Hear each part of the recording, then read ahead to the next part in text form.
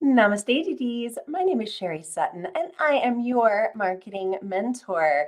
So excited to be back doing lives with you, giving you all of the resources you need to grow your small business into a big business that you love. So, today I wanted to talk about low cost leads and some of the ways what you need to think about when you're deciding what to do. So there are as we all know, is everything in life, there's so many options of things you can do, and there's only so much time and there's only so much money. And really need to focus on what's best for not only for us, right? What feels genuine to us, what feels most aligned with us and with our business, but also what's most aligned with our end user, right? With our ideal client. So, when the first thing when we're thinking about what activities we should do, always start with your customer. So start with really, really deeply understanding who your customer is, what transformation they're going to get by working with you or by buying your product, and then spend some time thinking about where do they hang out to find the kind of information that you sell. So I'll give you an example. I'm not, but let's say I am. I make shampoo, right? Well, where do people go to buy shampoo? Well, maybe they go online, sure. But they go to stores, right? They buy things on stores, Amazon, right? I buy everything on Amazon now, right? So that's one of the most important things is really understanding where your clients go to buy your products and to learn about your products in advance because there's so many different options of things that you can do. So I'm going to show you here in just a second. Okay, what you're going to do in your marketing is going to change based on, one, where your client goes to look for information, and two, on their relationship with your brand. And I'm going to give you an example. I'm going to turn this off real quick. I'm going to give you a quick example. This is my favorite example. Think about an oral surgeon. All right, so you go to the dentist and the dentist says, okay, you need a root canal, but I can't do that here. You need an oral surgeon. Okay, so great. So what's my next question, right? My next question generally is going to be, who do you recommend, right? I'm going to say to the dentist, who do you recommend, right? Who do you recommend that you know is on my insurance, right? It's probably the second half of that question. Are you going to, when you need to find an oral surgeon, are you going to Google? Maybe you'll Google. I might ask some friends, like I'm in a city called Frisco, and we have a Frisco business moms, and we ask each other for advice on different things. I mean, that's maybe, right? You might get a couple leads here and there from being involved in that group. Are you going to like stand up at a networking event and say, hey, I need an oral surgeon? Probably not. Are you going to go to social media and look for like hashtag oral surgeon? I mean, maybe, but if you need a root canal, you need it now and you're in pain. So you're going to do what's ever most expedient to get you to the next result, right? To get you to that person. The number one way that you're going to do that probably is to ask for referrals. And I would probably say referrals and Google. So if I were creating a marketing plan for an oral surgeon, we would go through this whole process, right? Hey, how do your customers find you, right? Because what happens is we think, oh, well, I have to do social media, or this happens a lot. I have to do social ads, or I have to, have the most beautiful website, ever, or I need a promotional video. And all those things might be appropriate, but we want to start first with how do your customers find you? Because once we know that, now we have a much clearer picture of how to get in front of them in the quickest way possible with the least amount of time and energy. So if I were putting together a strategy for an oral surgeon, I would say something like, hey, let's just focus for, 3, 6, 9 months even on just getting really strong relationships with the dentists who are going to refer us. Because I guarantee you, an oral surgeon gets 80% of their business from referrals. So if we can just increase just that one little piece of business, right? That one little piece of marketing. And we can increase that by, even a small percentage that's going to do huge amounts to grow the business. If I were creating a plan for that oral surgeon, I wouldn't do social media.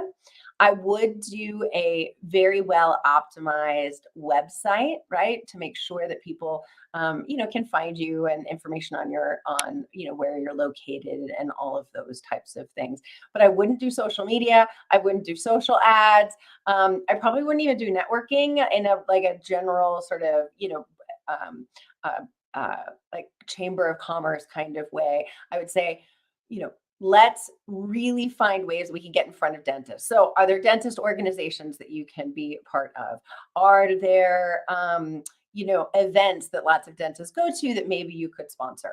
Are, really just some old school, old fashioned marketing of, hey, let's send presents to every single dentist in the area, right? Let's send them donuts once a month, right? Just those little things can do a huge amount to grow your business. And that's what I mean by being really, really strategic and being able to find customers the lowest possible cost and the lowest amount of time, because we tend to think I have to do all the things, but you really don't. If we really look at where our customers are coming, and we make sure that we have a great product, right, and really strong messaging that ties in with what they need, then we can figure out what are the activities that are most appropriate. What tends to happen is we say, okay, well, I have to do all of these things. And we're like, well, why? It's like an oral surgeon is going to say, well, I have to have a social media, and they can go hire an agency and spend, thousands of dollars a month, but it's not going to bring them any business, because really who they need to get in front of is their dentist. And that's the difference in really having a strong marketing strategy in advance, right? That's what a marketing strategy means, is so we don't go straight to activities that might not make sense for us and for our business. So I kind of wanted to share this with you. There are lots of different types of activities. Once you understand your audience, once you understand where they go to look for information, there's lots of different activities that you can do. You still need to be very strategic in which ones you choose. Because again, I guess if you have unlimited money and unlimited time, then you could do all of them. But I don't know is there anybody who has any of that? No? No, I didn't think so. All right. So you're going to want to pick a couple of these different activities, and you're going to want to choose different activities depending on people's relationship with your brand. So there's 3 distinct stages to people's relationships with your brand. The first one is awareness. This is where they're just hearing about you, right? So let's go back to the oral surgeon example. Under awareness, the oral surgeon, the best thing for them to do would be search engine optimization, which is making sure they show up on search engines and Google. And the second thing that I would say is, networking specifically with dentists, right? Really building out that referral network. Those are the 2 things I would do on this awareness side, right? Just getting your name in front of people. So next, what they're going to do is they're probably going to stalk you then online, right? So now we need to have different activities for the people who are aware of you and are now considering buying from you.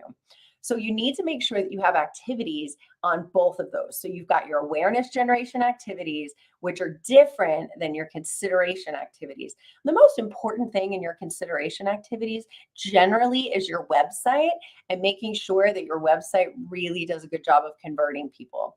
The other piece here that we do a lot, and we're going to spend a lot of time focusing on this in my upcoming No BS Low Cost Mastermind, is we're going to talk about what's called funnels, lead funnels, right? Where we give people something in exchange for their email. Because now that we have their email, we can continue to market to them in a more sophisticated way, because we know that they're interested, right? We know that they're going to be able to see it. We're not fighting against an algorithm. We are fighting against people getting a lot of email, but we're not fighting against an algorithm, or we're not fighting against, frankly, we don't own social media, right? So we're not fighting against whether or not people are going to see our stuff. We know we have a higher likelihood of being seen. So again, different activities under awareness, different activities under consideration. And finally, when we get to the point of decision, we have to really make sure we're looking at what our activities are going to be there, right? Are we doing sales calls? Are we, and what's our follow-up strategy? That's going to be my training for a whole other day. But I see a lot of improvement opportunities with follow up, and especially with some folks that I've worked with lately, I find it kind of interesting. And so I've been taking that as a nod in my business as well, and getting really, really tight in my energy and my follow up procedures, and having really strong follow up and procedures to make sure that if you're getting people this far down into the funnel, you want to make sure that you really convert them to the sale. So if you're able to understand your marketing strategy, i.e., who are you selling to? What's the transformation you're taking them on? And where do they go to look for that information? Now you can say, okay, which of these activities in each of these three areas is going to be the most value for me for the least amount of time and money? And so, that's in a very short nutshell how you try to determine what activities to do at the lowest cost. And again, this is sometimes complicated to figure out on your own. It can often get a little bit overwhelming. And a lot of times we come in with like ideas of how it's supposed to work, or businesses we've been in the past and how they did it, or how other people are doing it, right?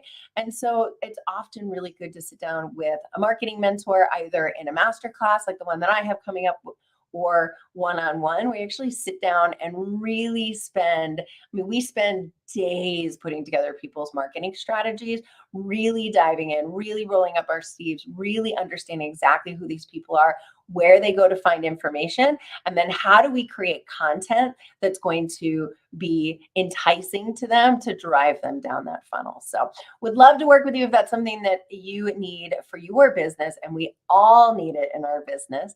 And if you have any questions, give me a holler. I'm here live most days, usually every single Thursday as well. This week, I'm spreading it out a little tiny bit because I'm coming back from some sinus surgery. It's so funny.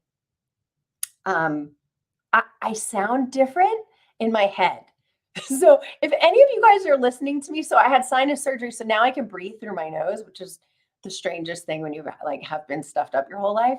And so I'm curious for you guys who are regular listeners. I want you to put in the comments below, do I sound different? Because it sounds different to me, but I'm not sure if I'm just a little crazy, or if I actually do sound different, or maybe I just don't sound stuffed up all the time. So anyway, I hope you guys have a great day. If you have any marketing questions or ready to put together your marketing strategy, give me a holler. I'm here to support you anytime, and have a great day.